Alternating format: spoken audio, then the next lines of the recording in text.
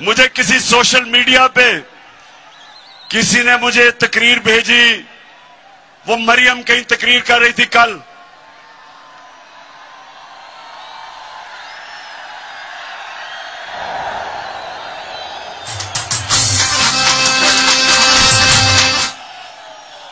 اب اس تقریر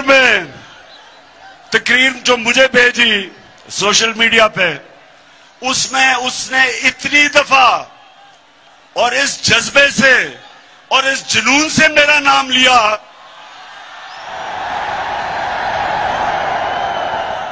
کہ میں اس کو یہ کہنا چاہتا ہوں، مریم دیکھو، تھوڑا دھیان کرو، تمہارا خامد ہی ناراض نہ ہو جائے جس طرح تم۔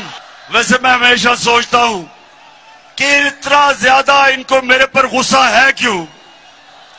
مریم کو، اس کے بھائیوں کو، اس کے والد کو، اس کے چاچا کو، ان کے بیٹوں کو، میں نے ان کا کیا بگاڑا ہے؟ کیسز تو ان کے سارے پرانے بنے ہوئے ہیں، ہمارے آنے سے پہلے سارے ان کے اوپر کرپشن کے کیسز بنے ہوئے ہیں، کیسز تو ان کے دور کے بنے ہوئے ہیں۔ نواز شریف کے اور مریم کے جو دو بھائی اور اس کے بیٹے، وہ تو ان کے دور میں دم دبار کے بھاگے تھے۔ اسحاق ڈار جو ان کا منشی، وہ ان کے دور میں بھاگا تھا، اس کے بیٹے ان کے دور کے باہر گئے تھے۔ شہباز شریف کا داماد، جب کرپشن کا کیس اس پہ ہوا، وہ ان کے دور میں باہر بھاگا تھا۔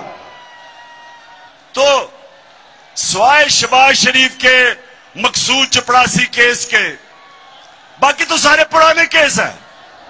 تو میرے سے گلہ کس چیز کا کہ میں آپ کے کیس نہیں معاف کرتا؟ کیا میں آپ کو قانون کے نیچے لانے کی کوشش کر رہا ہوں؟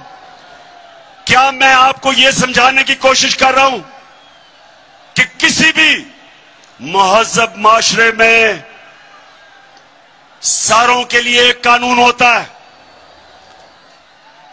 ملتان کے لوگوں میں بار بار ایک حدیث سناتا ہوں آپ کو، یہ سب، اور نوجوانوں یہ سب اپنے ذہن میں ڈال لو کہ ہمارے نبی صلی اللہ علیہ وسلم نے کہا تھا کہ جو قوم چھوٹے چوروں کو جیلوں میں ڈالتی ہے اور بڑے ڈاکوؤں کو نہیں پکڑتی، وہ تباہ ہو جاتی ہے۔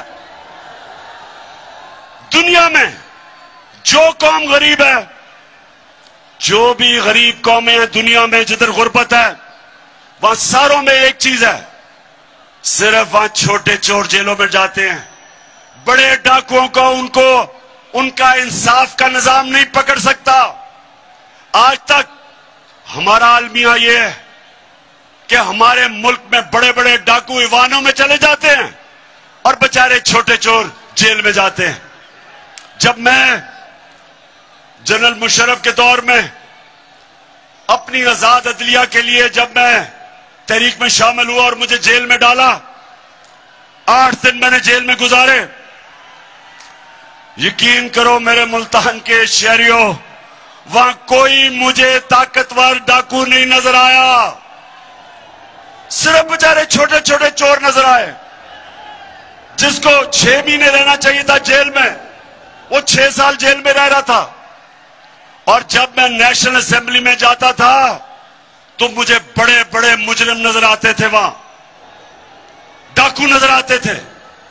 اور یہ وجہ ہے کہ ایک سوئٹزرلینڈ جیسا ملک جس کے پاس کوئی وسائل نہیں ہے، دنیا کا امیر ترین ملک ہے، کیونکہ اس سوئٹزرلینڈ کی خاصیت یہ ہے کہ طاقتور سے طاقتور ڈاکو، ان کا انصاف کا نظام ان کو جیلوں میں ڈالتا ہے، اور تب یہ ایک معاشرہ اوپر جاتا ہے۔ میرے نبی نے کہا تھا کہ میری بیٹی بھی اگر جرم کرے گی اس کو سزا ملے گی، قانون سے اوپر کوئی نہیں۔ یہ ہمارا المیہ ہے کہ سوچیں کہ شہباز شریف اور اس کے بیٹے کو سزا ہونی تھی۔ 24 ارب روپے کے FIA کے کیسز، 16 ارب روپے نوکروں کے نام پہ، 16 ارب روپیہ، ایک